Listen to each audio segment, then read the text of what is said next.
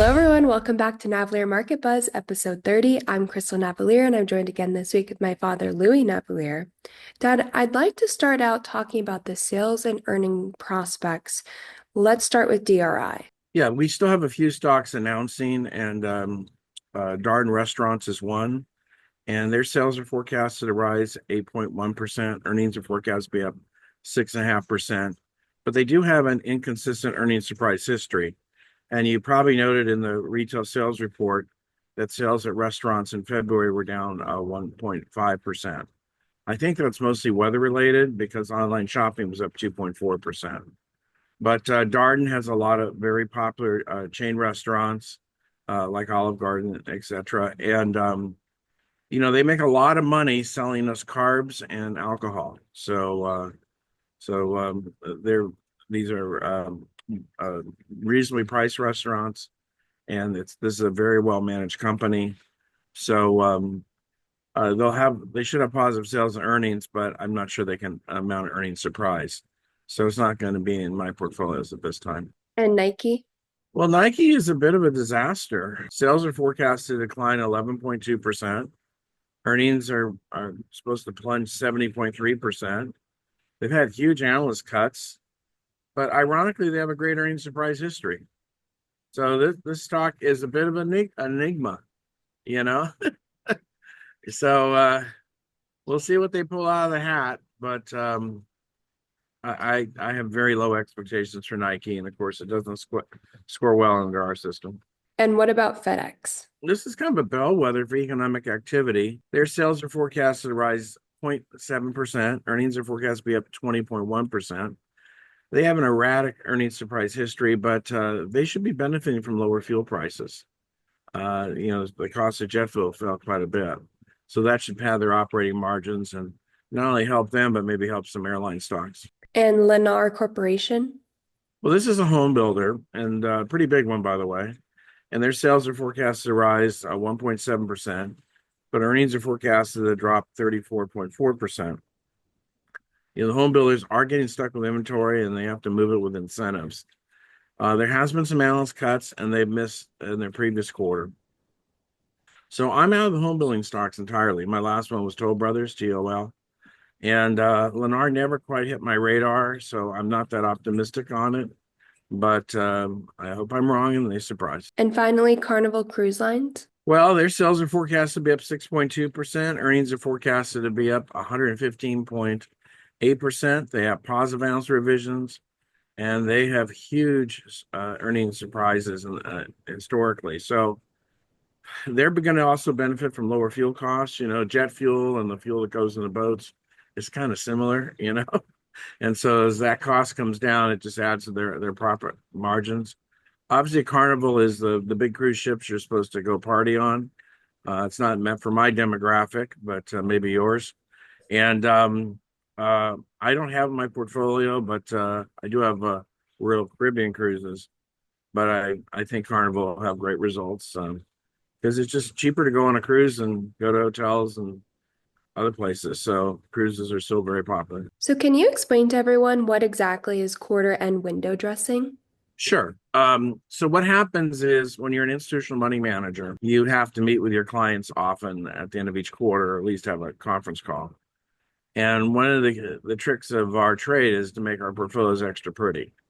So if we have any stock that looks weak, like analyst cuts or margins are under compression, they often get sold, and then we load up on the better stocks.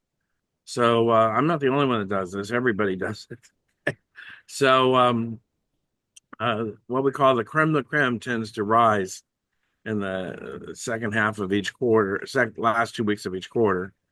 The other thing that was going on with a quarter window dressing, and it doesn't happen as much nowadays, but ETFs used to be rebalanced quarterly. Okay, and there's still some out there. So we knew if there was a hot ETF with inflows and stuff, that they would be forced to buy their core holdings. And on the other hand, if they're getting redemptions, they'd be forced to sell. So stepping ahead of the ETF realignment was kind of a trick of my trade for some time. But most ETFs now are can be adjusted daily, and their portfolios are disclosed daily. So, that quarter and window dressing is a fun time. But, we were up last week when the market was down on, 80 plus stocks. Now, we did have a lot of 5 gold stocks that helped. We had some energy things that were firming up.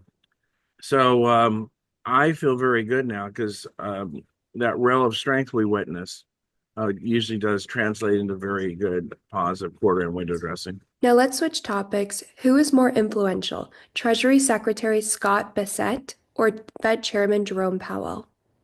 Scott's more influential. He's done a great job already. First thing that he's done is he's been very public, going on Dateline and other shows. He was on Maria Baroma's show this week. And uh, something happened bad under Janet Yellen, our previous Treasury Secretary. She couldn't manage the long-term bond auctions. So our yield curve was permanently inverted because she was just scared to sell long bonds.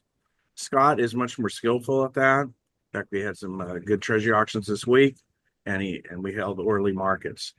So he's much more influential, and he's a very well-spoken fellow. And Trump is using surrogates right now. Now, Fed Chairman Jerome Powell is not a Trump surrogate; he's independent, and I don't think he wants to rock the boat. Okay, of course, we had the FOMC statement, we have the new dot plot, but the Fed's still very data dependent. But Jerome Powell there's 17 people on that Federal Open Market Committee that he oversees, and he's kind of tries to get them in unison, and they're not quite in unison right now, as you can note from the dot plot, because some people want more rate cuts than others. So Scott is our cheerleader, and for the U.S. economy, for having successful Treasury auctions, he's a very good guy. Okay, and he was a very wise pick by President Trump, even though he used to work for George Soros. So, but this guy's smart, and of course, Soros was a great investor. Were you happy with the Fed's FOMC statement and updated dot plot? Yeah, we're going to get at least 2 rate cuts this year. I'm expecting 4 because I'm expecting rates to collapse in Europe, and that will cause our rates to subsequently collapse. So a lot of people think I'm on drugs or something. I'm not. I'm just expecting a global rate collapse and the Fed to follow. But in the time horizon the Fed's looking at, I'm happy that the consensus is now for 2. There's a growing minority for 3 rate cuts. As far as the FOMC statement, the Fed, it was dovish, and that's all we care about. And we're making a transition in our economy. Anything that was dependent upon government spending is not doing as well. Okay, and that's got to shift to the private sector. So that's a little bit of a stutter step, and that's why the Fed is reading the economic tea leaves. And of course, we've had great inflation news, so I'm sure the Fed is very relieved, and hopefully they'll get more upbeat on the inflation outlook. How was Nvidia's AI Developers Conference? Was it everything that you expected? And more. We know the new chip is coming out in mid 2026, with deliveries ramping up in 2027. But they have the new chip, and then they'll have another new chip about 2 years after that. So NVIDIA is going to continue to dominate regenerative AI. Their new chip's supposed to be 14 times faster. It's going to be amazing. Jensen was showing the architecture and everything on a big screen behind him as he talked for over 2 hours. The hit of the conference was a little robot called Blue. It looks like Wall-E, if you remember that movie. So Blue is run by a physics program, and it's obviously AI, driven by AI, and Blue is probably the hit of the show. Nvidia announced a big contract with GM to make them more efficient on the factory floor, more efficient in their operations. So essentially, when you have a boardroom meeting, in all those people at the boardroom, there will be also a new attendee called AI that will give their opinion too. And then finally, GM's jumping in feet first on NVIDIA's self-driving platform that is also used by Toyota is committed to it. So has Mercedes, Volvo, and BYD. Of course, BYD is a huge auto company in China. And then finally, they're going to bring AI to personal laptops with a new chip. It's going to be made by Dell and Hewlett Packard, some others. So lots of stuff announced at the AI conference. We still will. The grand finale, of course, is all about quantum computing, and we expect Nvidia to announce some contracts with somebody that won one of their quantum computing contests.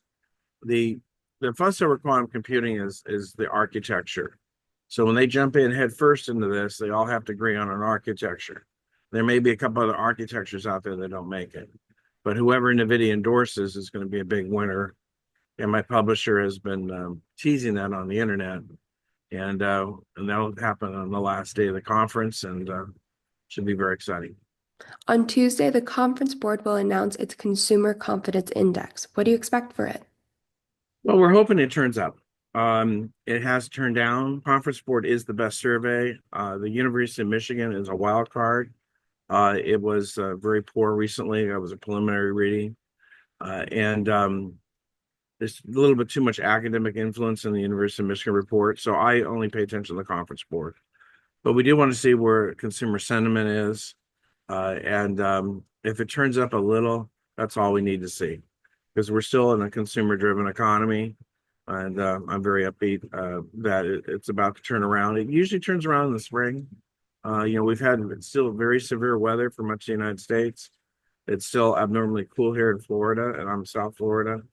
But the Midwest and has been hit really hard. So is the South with storms, and those storms actually went up near you up in Appalachian in the New York, Boston area. So hopefully, when the weather clears, everybody gets out and about and cheers up, and I hope that's going to start showing up in the conference board report.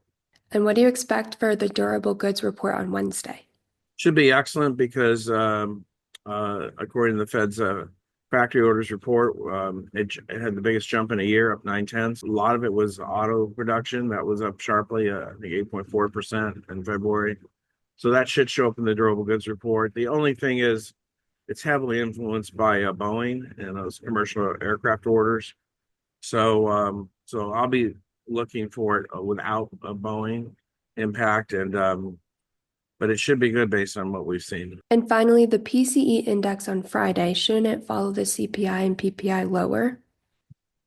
Yes, the PCI is the Personal Consumption and Expenditures Index. It's the Fed's favorite inflation indicator. A lot of its components are also in the CPI, like owner's equivalent rent, which slowed down, and some components that we get out of PPI. So the economists are expecting a very good number. The big news, of course, is that China reported widespread deflation in February. Our consumer price index was flat, unchanged, and the wholesale prices based on the producer price index, or PPI, was down 0.1%. So when you add up all these components, that means we're going to have a very good PCE report of 0.1% or hopefully lower, and that will encourage the Fed to cut rates, and that's one of the data points that they're waiting to see, and that's why they didn't cut rates this week. Now let's finish on subscriber questions.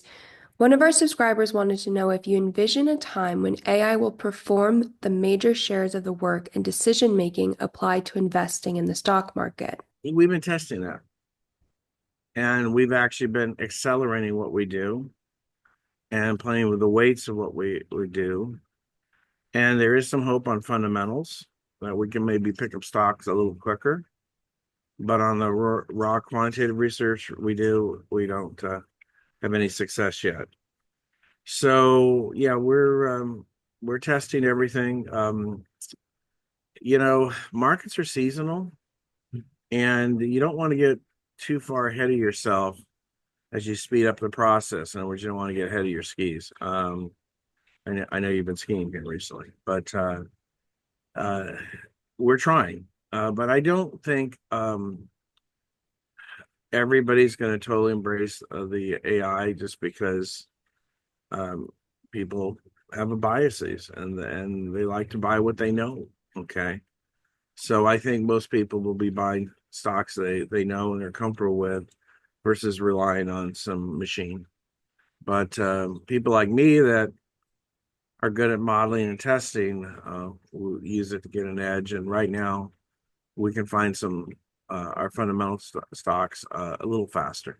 And finally, we have a subscriber that is excessively using DeepSeek. Do you have any comments?